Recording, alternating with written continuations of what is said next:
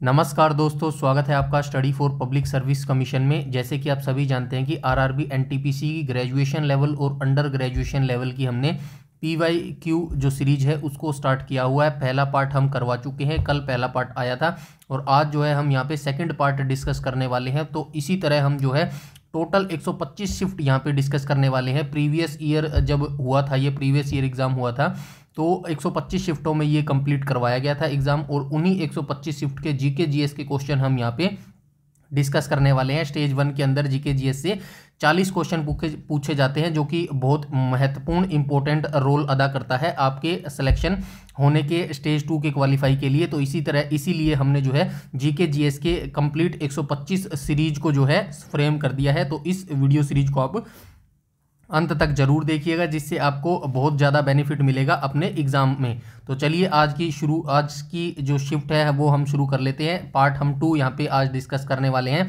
Total 125 shift हम यहाँ पे करेंगे और आपके एग्जाम से पहले ये सारी शिफ्ट करवा देंगे। और अगर आप इस पीडीएफ को बिल्कुल फ्री में पाना चाहते हैं तो हमारे टेलीग्राम से ज्वाइन कर लीजिएगा, जिसका लिंक आपको वीडियो को डिस्क्रिप्शन में मिल जाएगा। वहाँ से टेलीग्राम ज्वाइन करके डेली आपको जो है पीडीएफ बिल्कुल फ्री में मिल जाएगी और खुद से भी जो है आप यहाँ पे अटेम्प्ट कर सकते हैं। ठीक है, तो चलिए आज की वीडियो सेशन को शुरुआत कर लेते हैं और वीडियो के अंत तक जरूर बने रहें। तो क्वेश्चन नंबर फर्स्ट की बात कर लेते हैं। क्वेश्चन नंबर फर्स्ट में क्या कहा गया है? उस विकल्प का चयन करें जिसमें दिए गए शब्द उसी संबंध को साझा करते हैं जो निम्नलिखित शब्द युग्म द्वारा साझा किया गया है। तो ये देख लेते हैं भाई। जैसे लंबाई मीटर से साझा करता है, लंबाई मीटर से संबंधित है, वैसे ही इनमें से कौन सा ऑप्शन है जो संबंध रखता है? तो राइट ऑप्शन हो जाएगा ऑप्शन नंबर सी, यानी कि जो द्रव्यमान है वो ग्राम से संबंध रखता है। ठीक है, चलते हैं नेक्स्ट क्वेश्चन पे। क्वेश्चन नंबर सेकंड पे। क्वेश्चन नंबर सेकंड में कहा गया है निम्नलिखित में से कौन यह निर्धारित करता है कि रासायनिक अभिक्रिया नहीं हुई है। तो किससे पता चलता है हमें कि ये रासायनिक जो अभिक्रिया होता है, यानी कि केमिकल जो रिएक्शन होती है वो हुई है या फिर नहीं हुई है? तो इसका राइट ऑप्शन हो जाएगा ऑप्शन नंबर ए, जो आकार में परिवर्तन होता है उसी से हमें पता चलता है कि केमिकल रिएक्शन हुई है या फिर नहीं हुई है। चलते हैं नेक्स्ट क्वेश्चन पे। क्वेश्चन नंबर थर्ड में कहा गया है परमाणु ऊर्जा अधिनियम डैश नाभिकीय शक्ति उत्पादन के निजी नियंत्रण को प्रतिबंधित करता है। तो परमाणु ऊर्जा अधिनियम कौन सा है जो नाभिकीय शक्ति उत्पादन के निजी नियंत्रण को प्रतिबंध करता है? यानी कि कोई भी देश जो है निजी उत्पादन के लिए जो नाभिकीय शक्ति का उत्पादन है वो नहीं कर सकता, उसको प्रतिबंध करता है। कौन सा अधिनियम है? तो ये हो जाएगा ऑप्शन नंबर सी, परमाणु ऊर्जा अधिनियम 1962 जो है ये नाभिकीय शक्ति उत्पादन के निजी नियंत्रण को जो है प्रतिबंधित करता है। चलते हैं नेक्स्ट क्वेश्चन पे। क्वेश्चन नंबर फोर्थ में कहा गया है प्रसिद्ध कविता जो है खूब लड़ी मर्दानी वह तो झांसी वाली रानी थी, किसके द्वारा लिखी गई है? आपने सुनी भी होगी ये कविता, अगर आपने नहीं सुनी है तो इस कविता को एक बार जरूर पढ़िएगा। जो ये खूब लड़ी मर्दानी वाली ये किसके द्वारा लिखी गई थी? सबसे पहले मैं बता देता हूँ, सुभद्रा कुमारी चौहान जी के द्वारा लिखी गई थी ये कविता, और काफ़ी बढ़िया तरीके से लिखी गई है। अगर आप इसको पढ़ेंगे तो आपके अंदर भी एक अलग तरीके का जोश और जज्बा आ जाएगा। तो इस कविता को फ्री टाइम में एक बार आप जरूर पढ़िएगा कि खूब लड़ी मर्दानी वह तो झांसी वाली रानी थी, सुभद्रा कुमारी चौहान के द्वारा ये लिखी गई है। और किसके ऊपर लिखी गई है? तो ये रानी लक्ष्मीबाई के द्वारा लक्ष्मीबाई के ऊपर लिखी गई है। मैं थोड़ा सा बता देता हूँ। सुभद्रा कुमारी चौहान ने इसको लिखा है और इनका जन्म, जो सुभद्रा कुमारी चौहान का जन्म था, इनका जो जन्म कहाँ हुआ था थोड़ी सी जानकारी आप ले लीजिएगा। जो इनका जन्म था ये इलाहाबाद में हुआ था। ठीक है, इलाहाबाद में इनका जन्म हुआ था। और जो इनकी मृत्यु थी वो कब हुई थी? 1948 में इनकी मृत्यु हुई थी। जन्म आप मुझे बताइएगा कि कब इनका जन्म हुआ था। ठीक है, 1948 में कार दुर्घटना में जो है इनकी मृत्यु हो गई थी। बात कर लेते हैं वैसे इनका जन्म और मृत्यु अगर आप याद भी नहीं रखेंगे तो चल जाएगा, बट आप लक्ष्मीबाई का जरूर याद रखिएगा। लक्ष्मीबाई की बात करूं तो लक्ष्मीबाई का जन्म कब हुआ था? तो ये हुआ था 19 नवंबर 1828 को इनका जन्म हुआ था। और मृत्यु कब हुई थी? तो इनकी मृत्यु हुई थी 18 जून 1858 को। तो अंग्रेजों की ईस्ट इंडिया कंपनी से लड़ते हुए इन्होंने जो है अपने प्राणों की आहुति दे दी थी। और जो कर्नल ह्यू रोज थे उन्होंने इनके मरते समय ये कहा था कि अकेली ये लड़ने वाली मर्द थी, ऐसा वाक्य उनके द्वारा जो है कहा गया था। 1858 में जो है इनकी मृत्यु हो गई थी, जून 1858 में। इनके बचपन का नाम क्या था? तो मणिकर्णिका जो है इनके बचपन का नाम था, ये भी मैं लिख देता हूँ।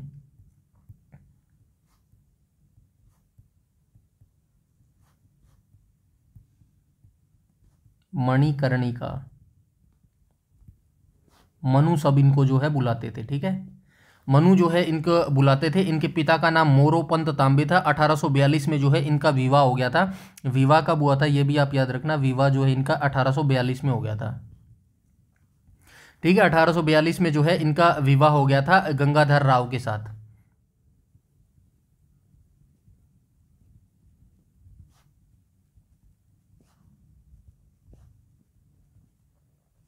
ठीक है, इतनी जानकारी आपको जो लक्ष्मीबाई थी उनके बारे में होनी चाहिए। चलते हैं नेक्स्ट क्वेश्चन पे। और नेक्स्ट में कहा गया क्वेश्चन नंबर 5 में, टुंड्रा वनस्पति कहाँ पाई जाती है। तो टुंड्रा वनस्पति जो है ये हिमालय क्षेत्र में जो है पाई जाती है, यानी कि जो सभी जानते हैं आप, जो उत्तरी गोलार्ध और दक्षिणी गोलार्ध है, उत्तरी गोलार्ध के जो हिमालय क्षेत्र होती है वहाँ पर जो है हिमालय क्षेत्रों में पाई जाती है, जैसे आर्कटिक हो गया, नॉर्थ अमेरिका हो गया, ये ऊपर रशिया हो गया, इन देशों में जो है ये टुंड्रा वनस्पति जो है पाई जाती है, ठीक है। अब हम बात कर लेते हैं, टुंड्रा वनस्पति जो है आर्कटिक सर्कल के ऊपर ऊंचे पहाड़ों में पाई जाती है। मैंने ऊपर बताया ना, जो नॉर्दर्न हेमिस्फीयर होता है, जो उत्तरी गोलार्ध होता है, उस समय उस जो एरिया में जो है ये टुंड्रा वनस्पति पाई जाती है, आर्कटिक सर्कल के ऊपर ऊंचे पहाड़ों में पाई जाती है। यह वनस्पति अलास्का, कनाडा, रूस, ग्रीनलैंड, में देश भी बता रहा हूं, आप सुन लीजिएगा। ये जो वनस्पति है टुंड्रा वनस्पति मोस्टली किन देशों में पाई जाती है, अलास्का हो गया, कनाडा हो गया, रूस हो गया, ग्रीनलैंड हो गया, आइसलैंड हो गया, आर्कटिक हो गया, इन जैसे देशों में ये जो टुंड्रा वनस्पति है ज़्यादातर पाई जाती है। चलते हैं नेक्स्ट क्वेश्चन पे।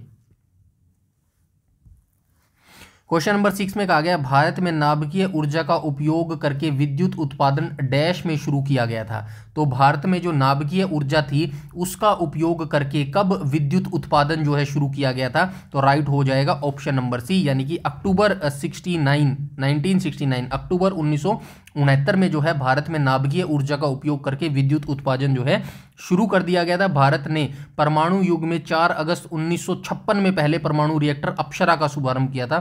तो ये याद रखना आप, अप्सरा का शुभारंभ, जो अप्सरा का शुभारंभ था ये कब हुआ था, तो ये हुआ था अगस्त 1956 में। अगस्त 1956 में जो है पहले परमाणु रिएक्टर अप्सरा का शुभारंभ किया गया था। परमाणु ऊर्जा के माध्यम से बिजली बनाने का काम, ये लिख देता हूं,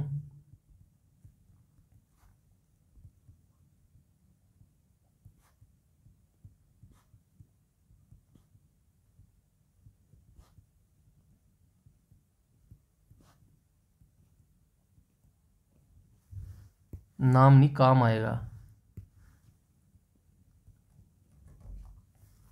तो ये जो परमाणु रिएक्टर से बिजली बनाने का काम था ये अक्टूबर 1969 में शुरू हुआ था,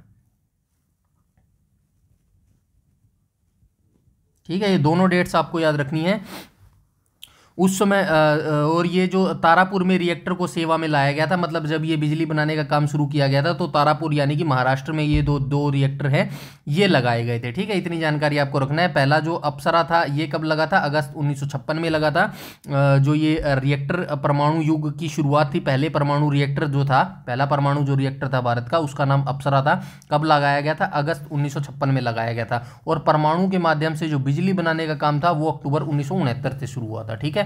I hope you understand। चलते हैं नेक्स्ट क्वेश्चन पे। क्वेश्चन नंबर 7 में बोला गया है, निम्नलिखित में से किसके द्वारा 1990 में किसी देश की समग्र सामाजिक एवं आर्थिक उपलब्धियों के मापन हेतु प्रयुक्त एक सांख्यिकी सूचकांक के रूप में मानव विकास सूचकांक का जो है सृजन किया गया था। तो मानव विकास सूचकांक का जो सृजन है ये किसके द्वारा किया गया था, तो ये महबूब उल हक के द्वारा किया गया था। और ये किस देश से संबंध है, पाकिस्तान से जो है ये संबंध रखते हैं। पाकिस्तानी अर्थशास्त्री थे ये, जिनका नाम था महबूब उल हक। इन्होंने 1990 मानव विकास सूचकांक का निर्माण किया था। ये भी याद रखना, 1990 में जो है ये मानव विकास सूचकांक का निर्माण किया था। चलते हैं नेक्स्ट क्वेश्चन पे। और नेक्स्ट क्वेश्चन नंबर 8 में बोला गया है, NRDWP का पूर्ण रूप क्या है? तो ये रेलवे में जो है फुल फॉर्म बहुत ज़्यादा पूछी जाती है, इसीलिए जो भी आपको टर्म दिखे उनकी फुल फॉर्म जरूर आप एक बार देख लीजिएगा। तो NRDWP का जो पूर्ण रूप है वो क्या हो जाएगा? तो ये पूर्ण रूप हो जाएगा national rural drinking water programme. National rural drinking water programme है जो, इसकी शुरुआत कब हुई थी? तो इस प्रोग्राम की शुरुआत है अप्रैल 2009 में।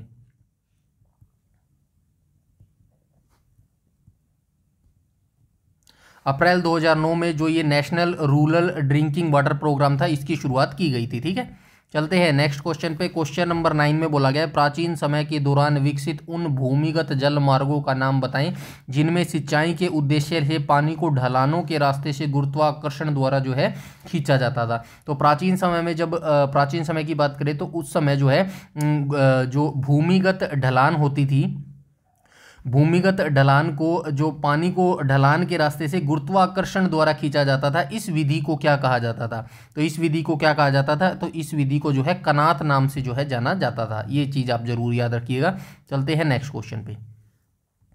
नेक्स्ट क्वेश्चन में बोला गया किस शहर की हवाई अड्डे पर लाल बहादुर शास्त्री जी की जो प्रतिमा स्थापित है? तो लाल बहादुर शास्त्री की जो प्रतिमा है वो किस हवाई अड्डे पर जो है मौजूद है? तो ये वाराणसी के हवाई अड्डे पर जो है लाल बहादुर शास्त्री की प्रतिमा स्थापित है। चलते हैं नेक्स्ट क्वेश्चन पे। क्वेश्चन नंबर 11 में बोला गया है, 11 में बोला गया है, यहाँ पे आपको ये आंसर दिख गया होगा, ये आंसर नहीं है वैसे, मैं आपको बता देता हूँ। ठीक है,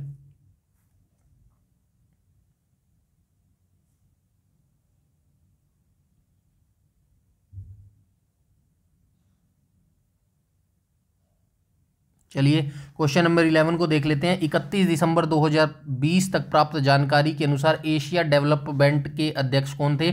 यह आप भूल जाइएगा कि 2020 तक प्राप्त जानकारी के अनुसार एशिया डेवलपमेंट के ADB यानी कि एशियन डेवलपमेंट बैंक के अध्यक्ष कौन थे, क्योंकि वैसे तो क्वेश्चन 2020 के अनुसार यही है इसका ऑप्शन नंबर ए, बट इसको भूल जाइएगा। वर्तमान में 2025 में आप देख लीजिएगा ADB के वर्तमान अध्यक्ष कौन है? ADB Asian development bank. ठीक है भाई, इसके जो अध्यक्ष हैं वो आप देख लेना 2024 तक। और उसकी बारे में मैं बता देता हूँ, ADB के बारे में मैं आपको बता देता हूँ। इसकी जो स्थापना थी वो कब हुई थी? इस क्वेश्चन को लेने का मतलब ये नहीं है कि 2020 का करंट अफेयर मैं आपको करा रहा हूँ। इस क्वेश्चन को लेने का मतलब ये है कि ADB के बारे में मैं आपको बताना चाहता हूँ, ADB की स्थापना कब हुई। जो ये इस तरीके के जो ये बैंक्स हैं, जो वर्ल्ड के तौर पर बैंक है, एशियन डेवलपमेंट बैंक हो गया, जितने भी इस तरीके के वो संस्थान हैं, इनकी स्थापना आपको जो है पता होनी चाहिए। SSC रेलवे में इस टाइप के जो है क्वेश्चन बहुत सारे पूछे जाते हैं। तो ADB की स्थापना की बात करूं तो 19 दिसंबर 1969, 19 दिसंबर 1969 को, 19 दिसंबर 1969 नहीं 1966 आएगा, माफ़ कीजिएगा, 1966 को जो है इसकी स्थापना हुई थी। और इसका मुख्यालय कहाँ पर है? फिलीपींस में है इसका मुख्यालय।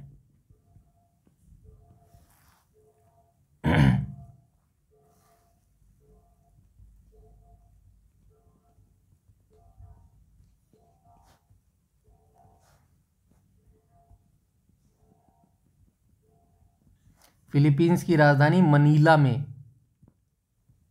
ठीक है, मनीला में जो है इसका हेडक्वार्टर है। चलते हैं नेक्स्ट क्वेश्चन पे। क्वेश्चन नंबर 12 में बोला गया है, भारत के पहले स्वदेशी निर्मित विमान वाहक पोत का नाम क्या था? तो भारत के पहले स्वदेश निर्मित विमान वाहक पोत का नाम क्या था? तो ये हो जाएगा INS विक्रांत। क्वेश्चन नंबर 12 का जो है वो राइट ऑप्शन हो जाएगा ऑप्शन नंबर डी। तो ये INS विक्रांत इसका राइट ऑप्शन हो जाएगा। उसके बाद हम बात करें गरुड़ की, तो ये गरुड़ क्या है? ये गरुड़ आपको दिख रहा होगा, INS गरुड़ ये क्या है? तो ये जो INS गरुड़ है ये केरल राज्य के कोच्चि में स्थित एक भारतीय नौसैनिक हवाई स्टेशन है। तो ये आप याद रखना केरल के कोच्चि में है, केरल के कोच्चि में, केरल के कोच्चि में है। और ये क्या है? तो ये एक भारतीय नौसेना हवाई स्टेशन है, हवाई स्टेशन है। ठीक है, उसके बाद हम बात करें INS विजय की, तो INS विजय क्या है? तो ये नौसेना का एक जहाज है, नौसेना का जहाज। ठीक है। उसी तरह हम INS शक्ति की बात करें तो भारतीय नौसेना का एक बड़ा टैंकर है, यह दीपक श्रेणी का एक जहाज है। इस शक्ति भारतीय नौसेना की सबसे बड़े जहाज़ों में से एक है। ठीक है, ये एक बड़ा नौसेना जहाज है। ठीक है, नौसेना की शक्ति का। चलते हैं नेक्स्ट क्वेश्चन पे। क्वेश्चन नंबर 13 में बोला गया मानव जाति होमो सेपियंस के प्राचीनतम सदस्यों के अवशेष डैश में देखे जा सकते हैं। तो ये जो मानव जाति जो होमो सेपियंस से है, इसके प्राचीन सदस्यों के अवशेष हमें कहाँ देखे जा सकते हैं? तो ये हो जाएगा अफ्रीका। राइट ऑप्शन हो जाएगा option number D, question number 13 का। तो वर्तमान में हमारे कितने महाद्वीप हैं?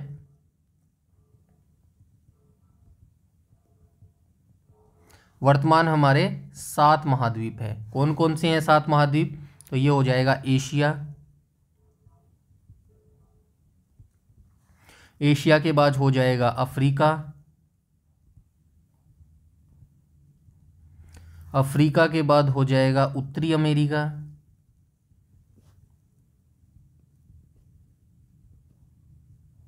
उसके बाद हो जाएगा दक्षिणी अमेरिका,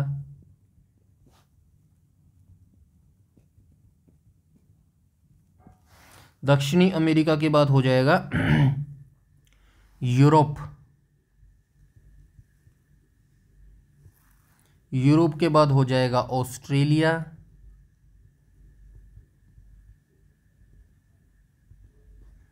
ऑस्ट्रेलिया के बाद हो जाएगा अंटार्कटिक।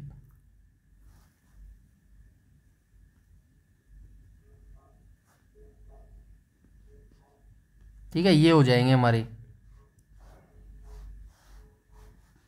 ठीक है, ये हमारे 7 महाद्वीप हो जाएंगे। और क्षेत्रफल के हिसाब से मैं बात करूँ तो, क्षेत्रफल के हिसाब से मैं बात करूँ तो एशिया महाद्वीप सबसे बड़ा है। ठीक है,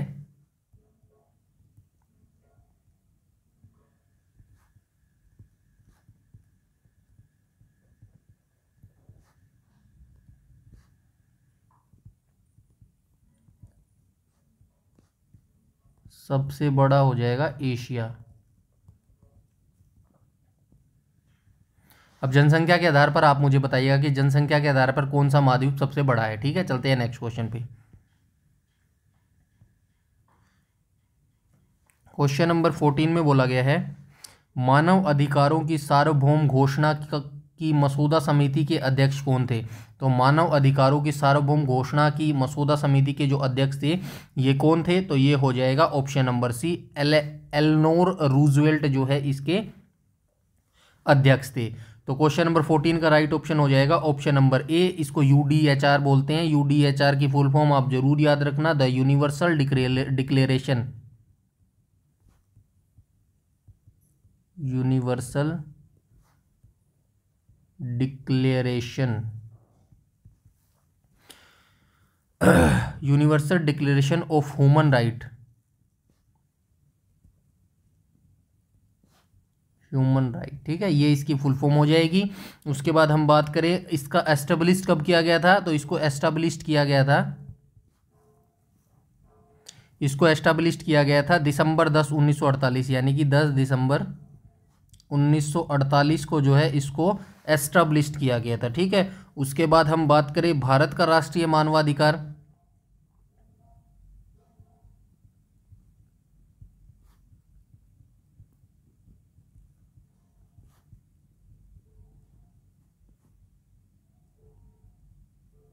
इसकी स्थापना कब हुई थी? भारतीय राष्ट्रीय मानवाधिकार की जो स्थापना है वो कब हुई थी? तो ये हुई थी 12 अक्टूबर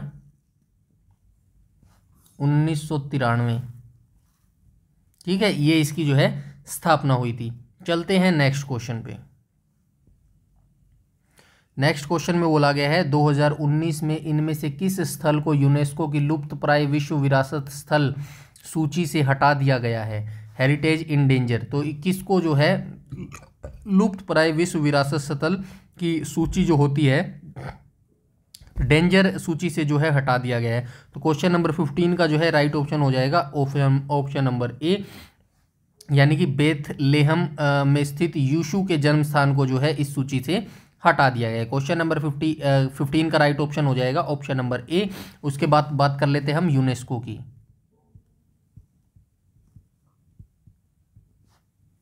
तो यूनेस्को की जो स्थापना है कब हुई थी? तो यूनेस्को की स्थापना हुई थी 4 नवंबर 1945। 4 नवंबर 1945 को स्थापना हुई थी और जो मुख्यालय है वो कहाँ पर हो जाएगा, फ्रांस पेरिस में।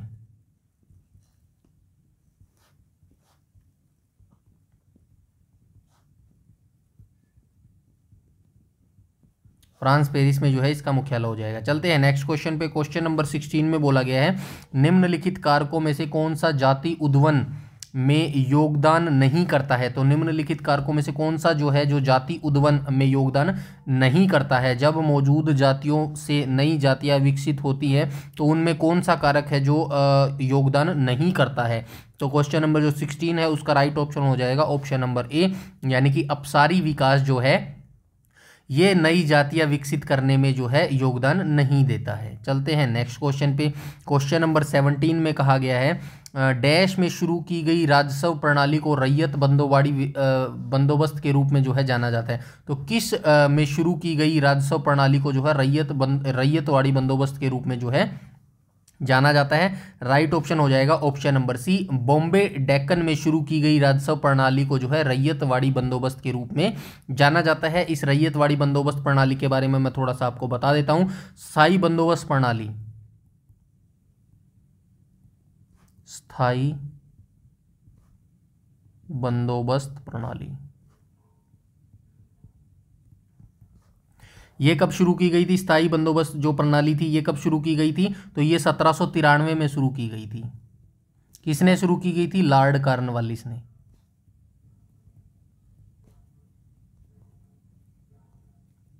ठीक है, लॉर्ड कॉर्नवालिस ने 1793 में इसको लागू किया गया था। और जो रैयतवाड़ी बंदोबस्त प्रणाली थी, रैयतवाड़ी बंदोबस्त प्रणाली, इसको कब शुरू किया गया था, तो इसको शुरू किया गया था 1820 में।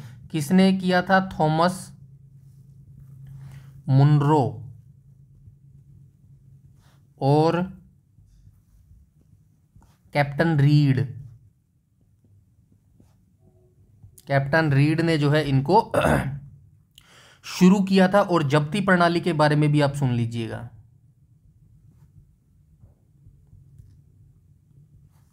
जो ये जब्ती प्रणाली थी इसको ही दहशाला प्रणाली की दहशाला प्रणाली भी कहा जाता है। जब्ती प्रणाली या फिर दहशाला प्रणाली दोनों ही एक चीज है। इनकी शुरुआत जो है किसने की थी, तो इनकी शुरुआत टोडरमल ने की थी।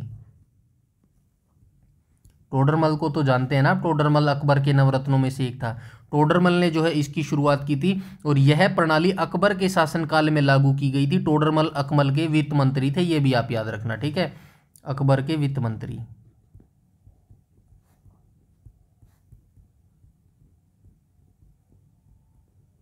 ठीक है, चलते हैं नेक्स्ट क्वेश्चन पे। नेक्स्ट क्वेश्चन में बोला गया है क्वेश्चन नंबर 18 में पुरातत्वविद, भाषा विज्ञानी और ईस्ट इंडिया कंपनी के अधिकारी जेम्स प्रिंसिप आएगा भाई, ये प्रिंसिपल नहीं आएगा। जेम्स प्रिंसिप ने वर्ष डैश में अशोक के राजादेश जो ब्राह्मी लिपि में लिखे गए थे की व्याख्या की थी। तो ये कौन से पुरातत्वविद विज्ञानी थे जिन्होंने अशोक के जो शिलालेख थे उनको पढ़ने में महत्वपूर्ण भूमिका निभाई थी। और जो अशोक के शिलालेख थे वो ब्राह्मी लिपि में जो है लिखे गए थे। तो ये कब इन्होंने जो है किस वर्ष में जो है व्याख्या की थी इनकी, तो क्वेश्चन नंबर 18 का जो है ये राइट ऑप्शन हो जाएगा ऑप्शन नंबर ए। तो 1837 आ जाएगा भाई यहाँ पे। 1837 में अशोक के राजादेश की व्याख्या जो है की थी, किसने की थी, जेम्स प्रिंसिप ने जो है की थी। अशोक के बारे में बता दूं ये किस वंश से संबंध रखते थे, तो ये मौर्य वंश से संबंध रखते थे। मौर्य वंश से संबंध करते थे। और मौर्य वंश की स्थापना की बात करूं तो चंद्रगुप्त मौर्य ने की थी।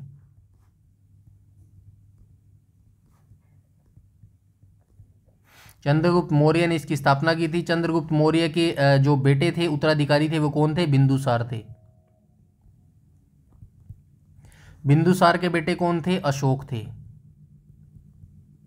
ठीक है, ऐसे आपको याद रखना है। चंद्रगुप्त मौर्य जो थे वो अशोक के दादा थे। ठीक है, उसके बाद अशोक ने जो है शिलालेख से अपने आप को व्याख्या किया, दूर दूर देशों में जो है अपना प्रचार किया, प्रसार किया। इसी तरह अशोक का जो है नाम के जो शिलालेख है वो आपको विभिन्न विभिन्न स्थानों पर मिलेंगे। चलते हैं नेक्स्ट क्वेश्चन पे ऊपर। और ये चंद्रगुप्त मौर्य थे, इनको किसने बनाया था? इनको बनाया था चाणक्य ने। चाणक्य ने चंद्रगुप्त मौर्य को बनाया था। और चंद्रगुप्त मौर्य ने किस वंश को खत्म कर दिया था, ये आप मुझे बता दिएगा। चलो मैं बता देता हूं, धनानंद को मारा था। धनानंद किस वंश से संबंध रखते थे, उसका नाम आप मुझे कमेंट करके बताइएगा। ठीक है, चलते हैं नेक्स्ट क्वेश्चन पे। क्वेश्चन नंबर 19 में बोला गया है निम्नलिखित में से कौन सा एक कंप्यूटर के संबंध में आउटपुट डिवाइस है। तो आउटपुट डिवाइस आपको ढूंढना है। चुंबकीय स्कैनर जो है इनपुट डिवाइस है, ट्रैक बॉल भी इनपुट है, लाइन पेन भी जो है इनपुट है, और जो प्लॉटर है वो इसका राइट ऑप्शन हो जाएगा। प्लॉटर जो है ये आउटपुट आपका डिवाइस है। चलते हैं नेक्स्ट क्वेश्चन पे। क्वेश्चन नंबर 20 में बोला गया इंद्रधनुष 2.0 किससे संबंधित है। तो इंद्रधनुष जो 2.0 है ये किससे संबंधित हो जाएगा? क्वेश्चन नंबर 20 का राइट ऑप्शन हो जाएगा ऑप्शन नंबर ए, सार्वजनिक क्षेत्र बैंकों का पुनर्पंजीकरण से संबंधित है इंद्रधनुष 2.0। क्वेश्चन नंबर 21 में कहा गया है, क्वेश्चन नंबर 21 में कहा गया पुस्तक तहकीक माँ लिल हिंद किसने लिखी है। तो पुस्तक का नाम है तहकीक माँ लिल हिंद। ये पुस्तक किसने लिखी है? तो क्वेश्चन नंबर 21 का राइट ऑप्शन हो जाएगा ऑप्शन नंबर ए, यानी कि अलबरूनी के द्वारा जो है ये पुस्तक लिखी गई है। अब बात कर लेते हैं मेगास्थनीज के बारे में। पहले हम बात कर लेते हैं इब्न बतूता। तो इब्न बतूता कहाँ का यात्री था? मोरक्को का यात्री था। ठीक है, इब्न बतूता जो था मोरक्को का यात्री था। और ये कब आया था? मोहम्मद बिन तुगलक के शासनकाल में भारत आया था।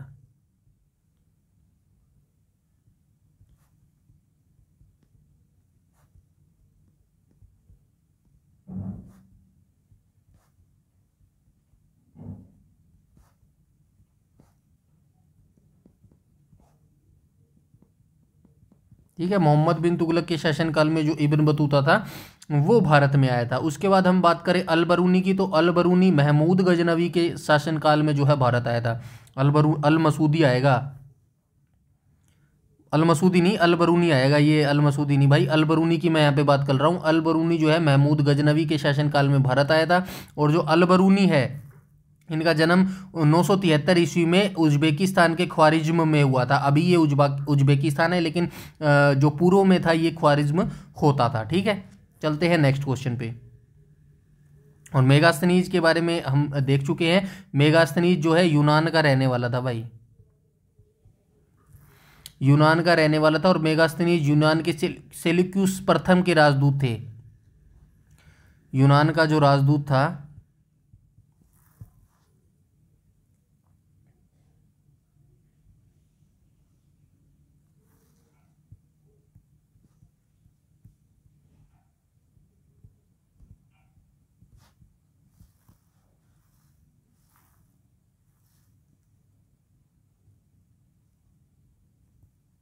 सेल्यूकस का राजदूत था। और ये चंद्रगुप्त मौर्य के शासनकाल में भारत आया था भाई, ये याद रखना। ये जो मेगास्थनीज था ना, ये चंद्रगुप्त मौर्य के शासनकाल में भारत आया था।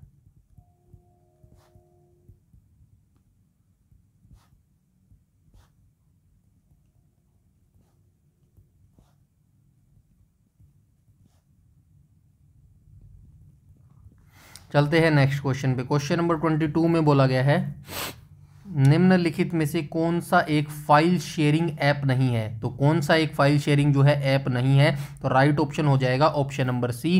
तो ये जो सरफ्लाई है ये एक फाइल शेयरिंग ऐप नहीं है। बाकी ये पुश बुलेट सुप्रीम और ये जो है एंड्रॉयड है, ये सारे फाइल शेयरिंग ऐप है। एंड्रॉयड तो आप जानते हैं, एंड्रॉयड आप यूज़ भी करते हैं, फ़ोन जो होते हैं वो एंड्रॉयड से ही होते हैं, इसीलिए ये सारे जो शब्द है ये फाइल शेयरिंग ऐप है। और ये जो ऑप्शन है सरफ्लाई, ये एक शेयरिंग ऐप नहीं है। ठीक है, क्वेश्चन नंबर 23 की बात करूँ तो क्वेश्चन नंबर 23 में कहा गया 4 शब्द दिए गए हैं जिसमें से 3 किसी तरह से समान है और एक असंगत है। असंगत का चयन करें। वैसे ये रीजनिंग का क्वेश्चन है, बट ये जो कावेरी कृष्णा ब्रह्मपुत्र ये नदियों को रिलेटेड मैंने इसके अंदर इंक्लूड किया है। वैसे रीजनिंग में आपसे ये क्वेश्चन पूछा गया है। तो देख लेते हैं, 3 समान है और एक जो है असमान है। तो क्वेश्चन नंबर 23 का जो है राइट ऑप्शन हो जाएगा ऑप्शन नंबर सी। जो ये कावेरी है, कृष्णा है और गोदावरी है, ये तीनों ही दक्षिण की नदियां हैं, और ये जो ब्रह्मपुत्र है ये हमारी उत्तर की नदी है। ठीक है, चलते हैं नेक्स्ट क्वेश्चन पे। क्वेश्चन नंबर 24 में बोला गया है, इनमें से किस राष्ट्र ने अक्टूबर 2019 में यह घोषणा की थी कि वह 1 जनवरी 2020 को 14 राष्ट्रों वाले Organization of the Petroleum Exporting Countries OPEC से बाहर हो जाएगा। तो किस देश ने यह घोषणा की थी? क्वेश्चन नंबर 24 का राइट ऑप्शन हो जाएगा ऑप्शन नंबर बी, इक्वाडोर ने जो है ये घोषणा की थी 2020 को। चलते हैं नेक्स्ट क्वेश्चन पे। क्वेश्चन नंबर 25 में कहा गया है, डैश में भारत के सभी बड़े उद्योगपतियों ने देश में एक नियोजित अर्थव्यवस्था की स्थापना हेतु एक साथ मिलकर एक संयुक्त प्रस्ताव तैयार किया था। तो भारत के जितने भी उद्योगपति होते थे आज़ादी के समय, आज़ादी से पूर्व, तो ये जो इन्होंने कब मिलकर जो है एक संयुक्त प्रस्ताव जो है पारित किया था? तो ये हो जाएगा 1944 के अंदर। 1944 में आज़ादी से पूर्व, भारत 1947 में आज़ाद हुआ था 15 अगस्त 1947 को। उससे पूर्व जो है भारत के जितने भी बड़े बड़े उद्योगपतियों थे इन सभियों ने मिलकर जो है अर्थव्यवस्था नियोजित की स्थापना के लिए संयुक्त प्रस्ताव तैयार किया था 1944 के अंदर। ठीक है, 1944 में उद्योगपतियों का एक बड़ा तबका एकजुट हुआ। इस समूह ने देश में नियोजित अर्थव्यवस्था चलाने का एक संयुक्त प्रस्ताव तैयार किया। इसे बॉम्बे प्लान भी कहा जाता है भाई, ये भी याद रखना, बॉम्बे प्लान। तो आपसे ये भी पूछा जा सकता है बॉम्बे प्लान कब तैयार किया गया था? तो 1944 में ही किया गया था, या फिर एक संयुक्त प्रस्ताव कब तैयार किया गया था? दोनों में से कुछ भी आपसे पूछा जा सकता है, बॉम्बे प्लान भी कहा जाता है। चलते हैं नेक्स्ट क्वेश्चन पे। क्वेश्चन नंबर 26 में कहा गया है, गोल गुंबज किस राज्य में स्थित है? तो गोल गुंबज जो है ये किस राज्य में स्थित है? तो ये कर्नाटक राज्य में जो है स्थित हो जाएगा गोल गुंबज। गोल गुंबज का निर्माण कब हुआ था? 1626 में हुआ था। गोल गुंबज का निर्माण 1626 में शुरू हुआ था और 1656 में पूरा हुआ।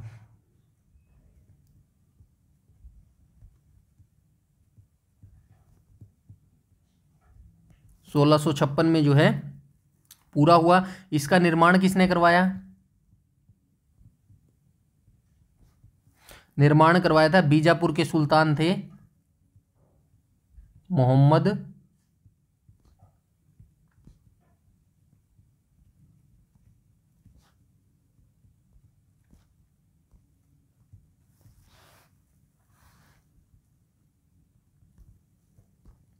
आदिल शाह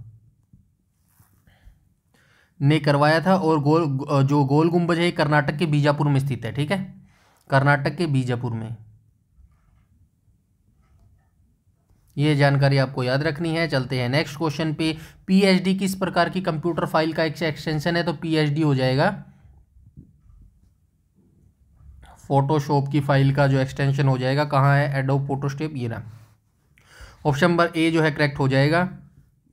28 में कहा गया, ब्रिटिश साम्राज्य से भारत की स्वतंत्रता के बाद भारत के प्रधानमंत्री जवाहरलाल नेहरू ने डैश की अध्यक्षता में परमाणु विकास कार्यक्रम की जो है मंजूरी दी थी। तो ब्रिटिश साम्राज्य से भारत की स्वतंत्रता के बाद यानी कि 1947 के बाद भारत के प्रधानमंत्री कौन थे? जवाहरलाल नेहरू थे। इन्होंने किसकी अध्यक्षता में जो परमाणु विकास कार्यक्रम है इसको मंजूरी दी थी? तो क्वेश्चन नंबर 28 का राइट ऑप्शन हो जाएगा ऑप्शन नंबर ए, होमी जे भाभा यानी कि होमी जहांगीर भाभा की अध्यक्षता में जो है परमाणु विकास कार्यक्रम को जो है मंजूरी दी थी। और डॉक्टर होमी जहांगीर भाभा को जो है परमाणु कार्यक्रम का जनक माना जाता है।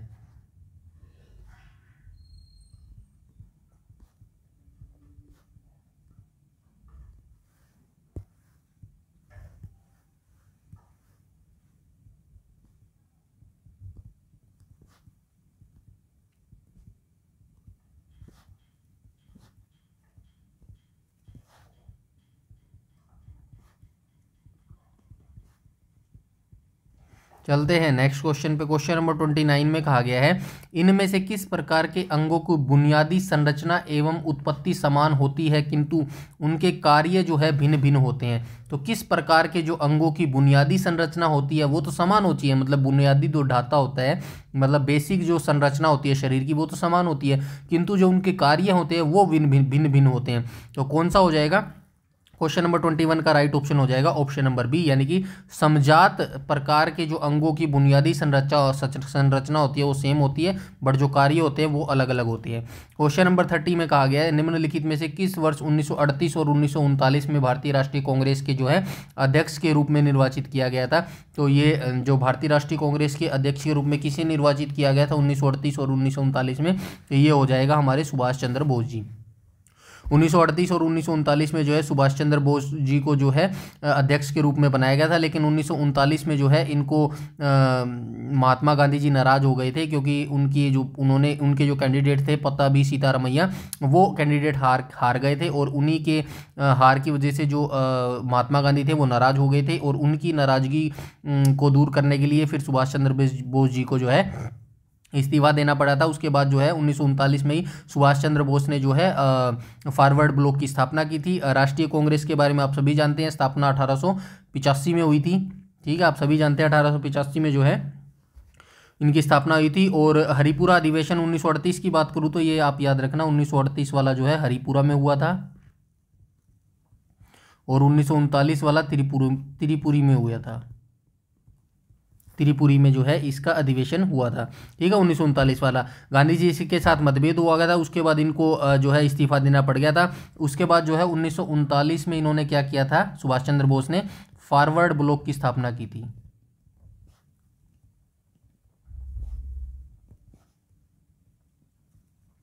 ठीक है, सुभाष चंद्र बोस जी ने फॉरवर्ड ब्लॉक की स्थापना की थी 1939 में, और 1943 में इन्होंने सिंगापुर में भारतीय सेवा आज़ाद हिंद फौज की जो है कमान संभाली थी। तो बस सिंगापुर में भारतीय सेवा आज़ाद हिंद फौज की जो है कमान कब संभाली थी, 1943 में इन्होंने संभाली थी। और उन्होंने मतलब सुभाष चंद्र बोस ने महात्मा गांधी को राष्ट्रपिता के रूप में भी संबोधित किया था। आप जो सुनते होंगे ना राष्ट्रपिता, तो ये जो राष्ट्रपिता नाम है ये सुभाष चंद्र बोस के द्वारा ही जो है इनको दिया गया था। ठीक है, और इन्होंने प्रसिद्ध नारे भी दिए थे दो, दिल्ली चलो और जय हिंद का नारा भी जो है इन्हीं के द्वारा दिया गया था। और इनकी जो आत्मकथा है सुभाष चंद्र बोस की आत्मकथा क्या है, आत्मकथा का नाम भी देख लो भाई। आत्मकथा का नाम है सुभाष चंद्र बोस की का एन इंडियन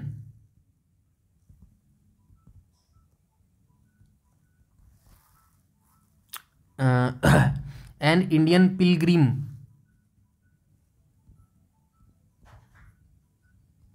तो ये इनकी आत्मकथा है भाई। ठीक है, चलते हैं नेक्स्ट क्वेश्चन पे।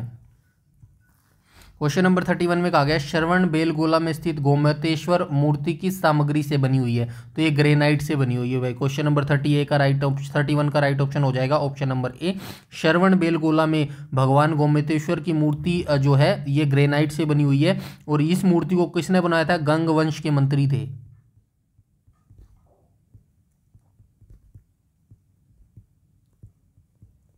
तो ये गंग वंश के मंत्री थे जिनका नाम था चामुंड राय। चामुंड राय ने 983 ईस्वी इस मूर्ति को बनवाया था। ठीक है, किस मूर्ति को, गोमतेश्वर मूर्ति को बनवाया था। ठीक है, ये आप याद रखना। चलते हैं नेक्स्ट क्वेश्चन पे। क्वेश्चन नंबर 32 में कहा गया अंगूर की खेती इनमें से किस क्षेत्र की विशेषता है, तो जो अंगूर की खेती है वो किस क्षेत्र की विशेषता है, भूमध्य सागरीय क्षेत्र की जो है ये विशेषता है। चलते हैं नेक्स्ट क्वेश्चन पे। क्वेश्चन नंबर 33 में कहा गया बाणभट्ट किस राजा के दरबारी कवि थे, तो ये हर्षवर्धन के दरबारी कवि थे। बाणभट्ट जो है राजा हर्षवर्धन के दरबारी कवि थे, और हर्षवर्धन का जो वंश था वो कौन सा था, प्रभाकर वर्धन इनके पिता का नाम था।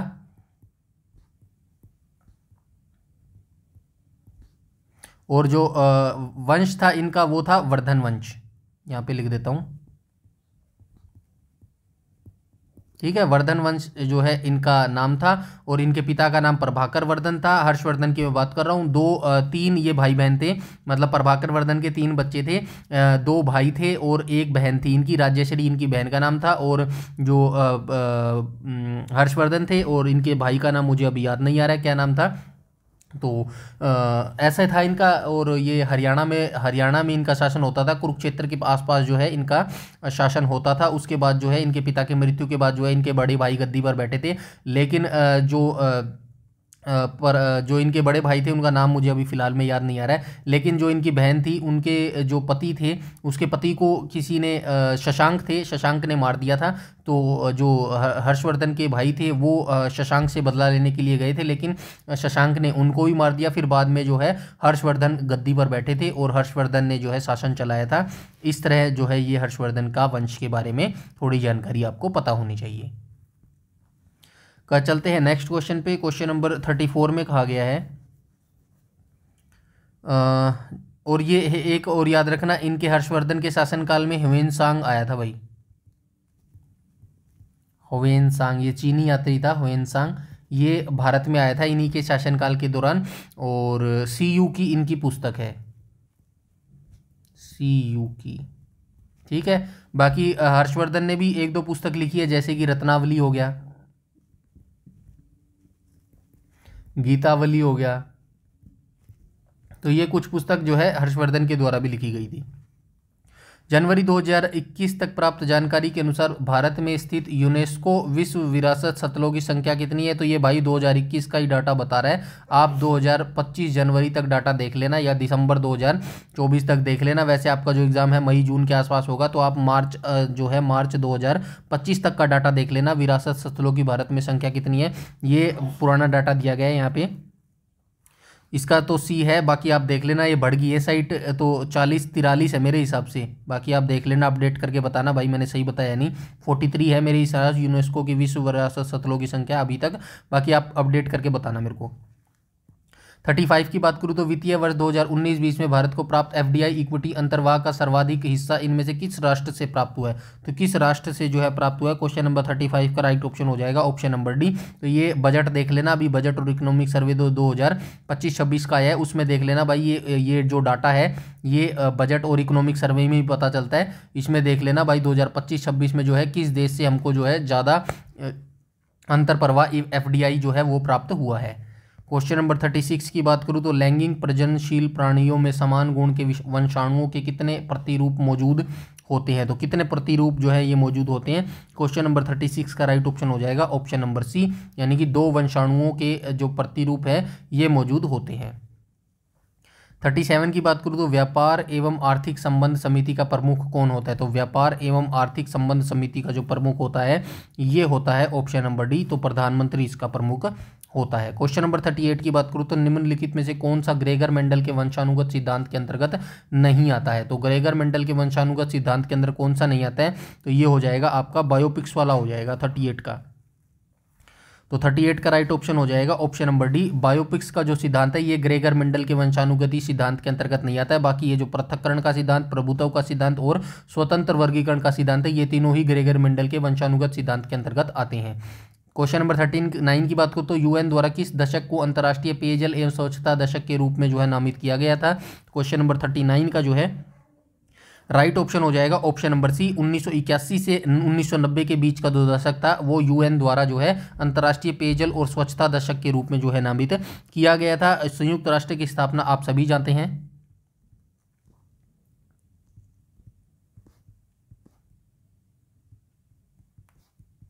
24 अक्टूबर 1945 को जो है संयुक्त राष्ट्र की स्थापना हुई थी। और इसका जो मुख्यालय है वो कहाँ पर हो जाएगा? तो मुख्यालय हो जाएगा न्यूयॉर्क में।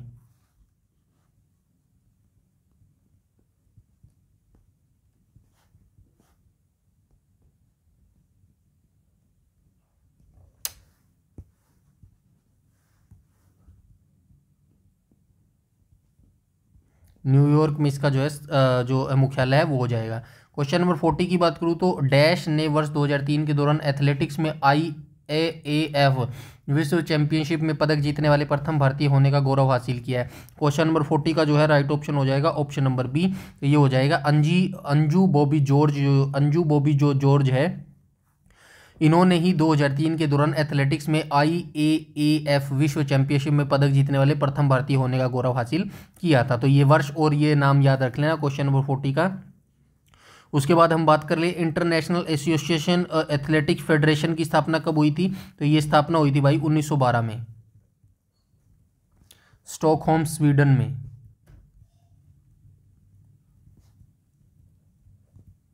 ठीक है। स्वीडन में स्थापना हुई थी, किसकी हुई थी? एथलेटिक्स, इसकी स्थापना हुई थी भाई, यहाँ पे देख लेना, एथलेटिक्स IAAF की स्थापना जो है ये हुई थी स्टॉकहोम स्वीडन में 1912 में। ठीक है, चलते हैं नेक्स्ट क्वेश्चन में। क्वेश्चन नंबर 41 में 41 में कहा गया 1985 का असम समझौता। 1985 में नई दिल्ली में डैश और AASU all Assam student union के नेताओं के बीच हस्ताक्षरित समझौता ज्ञापन था। तो ये 1985 का सबसे पहले आप याद रखना, ये जो असम समझौता था ये कब हुआ था? 1985 में हुआ था। कहाँ हुआ था? नई दिल्ली में हुआ था। डैश और AASU all Assam student union के बीच हुआ था। तो किसके बीच हुआ था? राजीव गांधी के बीच हुआ था। क्वेश्चन नंबर सी इसका राइट ऑप्शन हो जाएगा, ऑप्शन नंबर सी। तो असम समझौता जो है 15 अगस्त 1985 को हुआ था। 15 अगस्त 1985 को हुआ था। यह जो समझौता था भारत सरकार, असम सरकार और अखिल असम छात्र संघ और अखिल असम गण संग्राम परिषद के बीच हुआ था। इस समझौते पर तत्कालीन प्रधानमंत्री राजीव गांधी की उपस्थिति में जो है हस्ताक्षर किए गए थे। चलते हैं लास्ट क्वेश्चन आज का। स्वतंत्र पूर्व भारत में किस आंदोलन ने कपास उत्पादन को जो है प्रोत्साहन दिया था? तो ये स्वदेशी जो आंदोलन था, इसी ने स्वतंत्रता पूर्व जो स्वदेशी आंदोलन था, इसी आंदोलन ने जो है कपास उत्पादन को प्रोत्साहन दिया था। तो ये आज के दो सेकंड पार्ट था, हमने यहाँ पे डिस्कस कर लिया। RRB NTPC PYQ सीरीज का जो सेकंड पार्ट है, RRB NTPC PYQ सीरीज का जो सेकंड पार्ट था ये हमने आज डिस्कस कर लिया है। आई होप आपने फर्स्ट पार्ट देख लिया होगा। अगर नहीं देखा तो जल्दी से जल्दी देख लीजिएगा। नीचे लिस्ट दी गई है, प्लेलिस्ट पूरी बना दी गई है, वहाँ पे आपको सारी वीडियोस मिल जाएंगी। और डेली रोज रात को 8 बजे ये क्लास आपकी आ जाएगी यहाँ पे। ठीक है, इसको देखना ना भूले। PDF चाहिए तो आपको बिल्कुल फ्री PDF मिलेगी। कहाँ मिलेगी? हमारे टेलीग्राम चैनल पर मिलेगी। टेलीग्राम चैनल कहाँ मिलेगा? वीडियो इन डिस्क्रिप्शन में मिल जाएगा, तो वहाँ से आप ज्वाइन कर लेना भाई। फिर भी अगर आपका कोई डाउट है, क्वेरी है, कोई भी सजेशन है तो प्लीज़ कमेंट सेक्शन में कमेंट करके बता दीजिएगा, आपकी प्रॉब्लम सोल्व कर दी जाएगी। लगातार इस वीडियो सीरीज को देखते रहिएगा, अंत तक देखिएगा। GK GS में जो है आपको बहुत अच्छी जो है वो आपकी पकड़ हो जाएगी और आपके जो मार्क्स हैं वो बिल्कुल भी नहीं कटेंगे। तो इस वीडियो में इतना ही रखते हैं, तब तक के लिए धन्यवाद।